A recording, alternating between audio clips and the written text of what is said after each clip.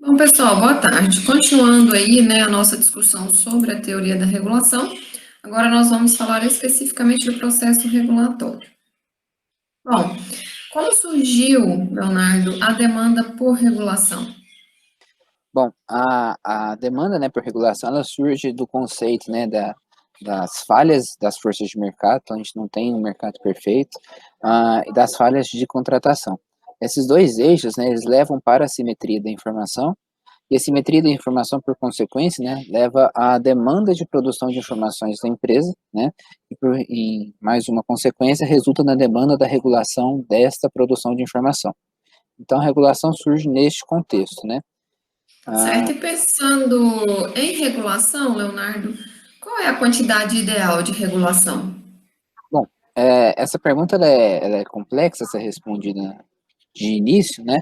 Até porque nós temos que evoluir em alguns pontos. Por exemplo, os conflitos de interesse, investidores versus os gestores das empresas, né?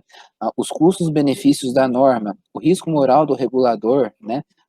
A obediência devido ao processo legal. Então, esses pontos, né? Trabalhar esses pontos, entender a quantidade a participação desses pontos na quantidade ideal de regulação vai nos trazer uma resposta para essa questão e nos apresenta aí duas vertentes de teoria da regulação, né? Trabalhar esses pontos nos levará a duas vertentes da teoria da regulação.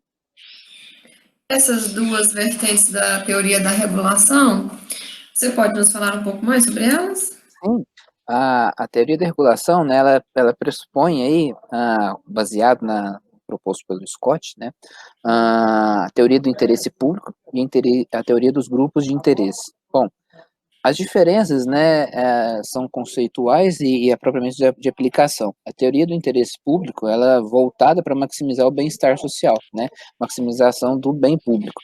Enquanto a teoria dos grupos de interesse, né, ela surge, né, da necessidade da união, né, de formação de coalizões de grupos constituintes, né, grupos constituintes de interesse, para promover e proteger um aspecto específico, né, um interesse específico junto a um governo, aí fazendo lobby, né, fazendo uso, né, das teorias, sendo teoria dos jogos, da agência, das decisões úteis. Então, são teorias distintas, né, com objetivos distintos, públicos distintos e pontos, né, de atuação e de defesa distintos. Então, enquanto um defende o bem-estar público, o bem-estar social, o outro já é voltado para o mercado, interesses privados de empresas e organizações. Bom, atualmente, né, nós temos aí dois grandes normatizadores atuais, o IASB e o FASB. O IASB, o objetivo aí é a integração internacional do mercado de capitais. O IASB, né, os responsáveis pela tradução das normas a nível de Brasil, CPC e CFC. Então, pensando nisso, Leonardo, como que se constrói uma norma contábil no IASB? Bom, construir uma norma no IASB, né, ela parte de uma consulta internacional, onde são reunidos indivíduos e as organizações interessadas naquela discussão, né, no proposto, naquele momento. E nesse ponto, são levantados 4 critérios para desenvolver uma norma, né, um padrão aceitável. Seria a redução da simetria da informação, então, uma norma, né, para ser aceitável, ela tem que buscar esse proposto de diminuir a simetria da informação, ter utilidade para a indecisão do investidor, né, o investidor tem que tirar proveito disso, tem que poder usar essa norma para tomar decisões, a ponto de vista das consequências econômicas da norma, né, até questões dos grupos de interesse, né, até o ponto de chegar num consenso, ou seja, que todos os grupos de interesse daquela discussão, que vão utilizar aquela norma, eles chegam num consenso de que a norma atingiu um padrão aceitável. Perfeito. Então, e esse regulador, né, já que ele é Uhum. responsável, né, por trazer aí redução da simetria da informação, maior utilidade, né, da informação para o investidor, pensar no impacto de reduzir consequências econômicas da norma. Durante essa regulação, podem existir influências externas no processo? Sim, e de dois eixos, né? Do eixo da teoria da agência, então entre acionistas e os gestores, né? E o eixo do próprio do lobbying, né? Do lobismo, vamos dizer assim. E essa definição, né, da teoria da agência, qual que é a relação, né, entre teoria da agência e regulação contábil, né? A teoria da agência, né, tem por objetivo os administradores, os objetivos dos administradores, eles diferem dos objetivos dos acionistas, né? E essa diferença, né, ela é regida por um contrato, que geralmente, né, está abarcado aí de assimetria informacional, seja por parte do administrador, seja por parte do acionista, né? E a contabilidade, ela contribui, né, ela busca contribuir aperfeiçoando esse processo, né, à medida que ela promove a geração da informação.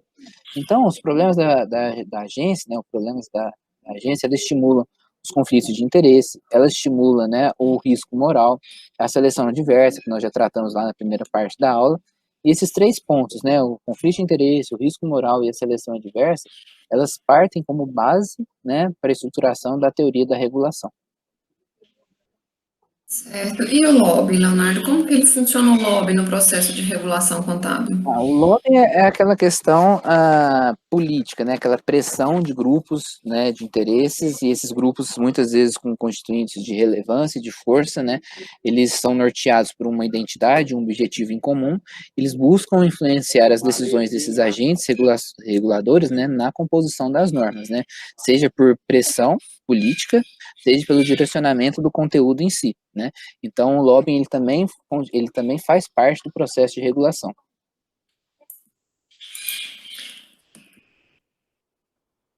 Bom, e aí nós temos, né, dentro do lobby, né, nós podemos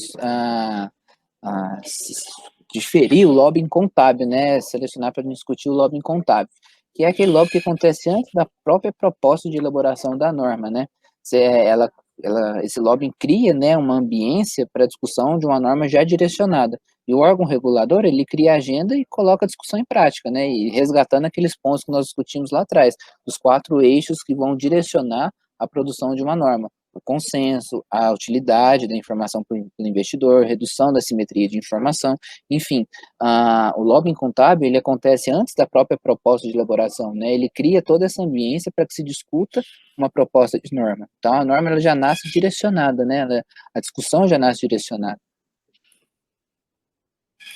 Certo. E quando a gente pensa em lobby, a gente pensa sempre em algo, né, pejorativo, mas sabemos que o IASB, ele busca sempre esse processo de lobby, é sempre muito bem-vindo, né, durante o processo de produção ou revisão de uma norma contábil. Por quê?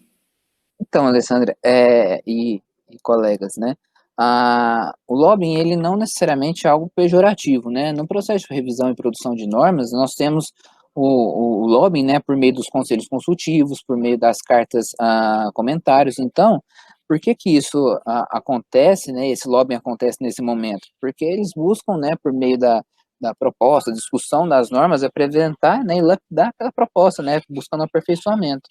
Esse ponto do aperfeiçoamento, né, ele vai levar àquele quarto item lá dos pressupostos básicos da norma, né, que seria a busca pelo consenso, né, entre os grupos de interesse. Então, o lobbying nessa parte, ele é algo até certo ponto positivo, porque apresenta as visões dos diversos grupos de discussão em torno daquela proposta ou revisão de norma. Certo, então, complementando aqui, né, além dos outros aspectos já aí citados pelo Leonardo, que podem influenciar aí o processo de normatização, nós temos aí também as questões regionais que devem ser levadas em conta, né, que é as questões do país, que são as características do governo, o desenvolvimento do mercado de capitais, o sistema legal, se é common law ou code law. Temos as questões setoriais das empresas também, que é o tipo de estrutura de governança corporativa daquela empresa, o nível de competição, né, daquele setor, tudo isso também vai influenciar a normatização, porque a gente tem a questão da liberdade, né, dos países, e temos também a questão do custo social da norma.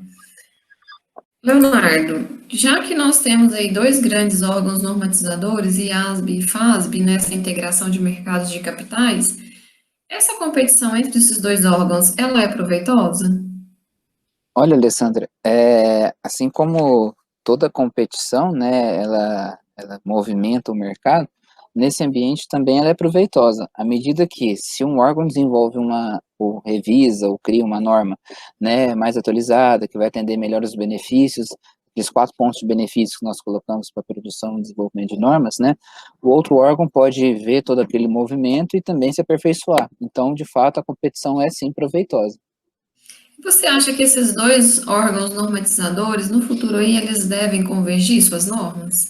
Olha, a conversão, né, é algo muito complexo de afirmar, né, mas eles já estão tendo boas conversas, né, entre eles, assim, mas de fato, afirmar que eles devem convergir ainda é um cenário hipotético, né, mas de fato já existe uma aproximação entre os dois. Certo.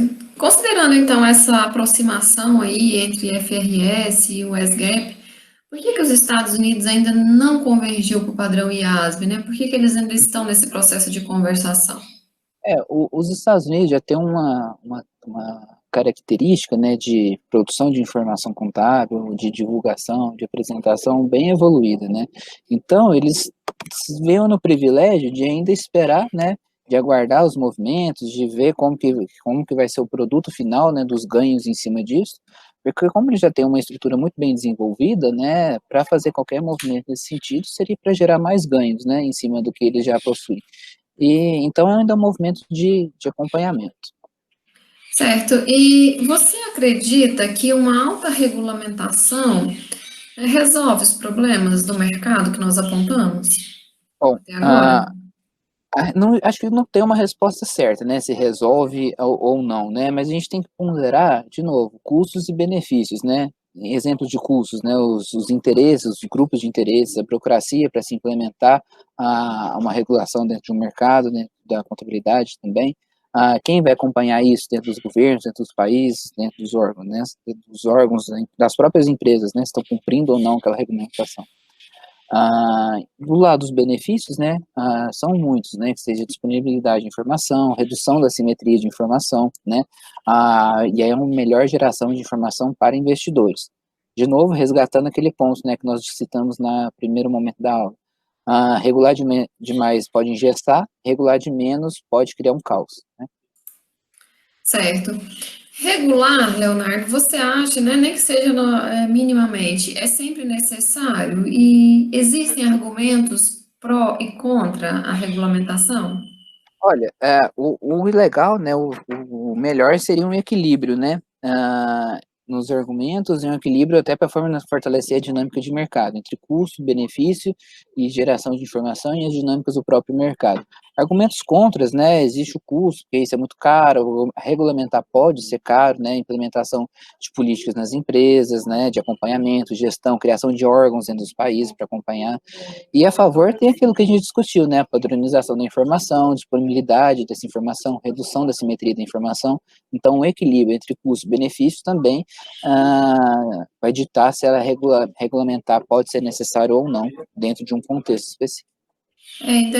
Assim, nessa linha de raciocínio, né, nós ainda não temos condições ideais, né, É, e a gente ainda tem falhas de mercado ainda no que mercado, precisam ser corrigidas, né? justamente.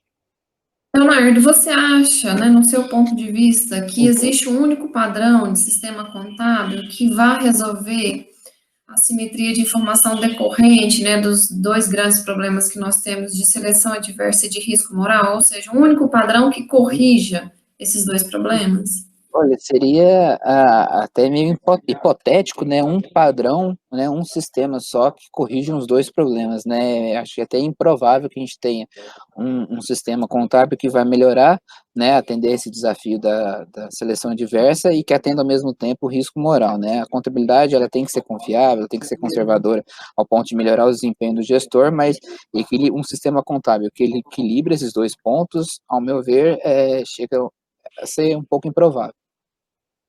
Ah, sim, ok. Então, terminamos aqui, né, nossa discussão Uhum. e continuamos aí nosso bate-papo lá na nossa aula. Pessoal, uma boa tarde para todo mundo e até. Boa tarde, pessoal. Até.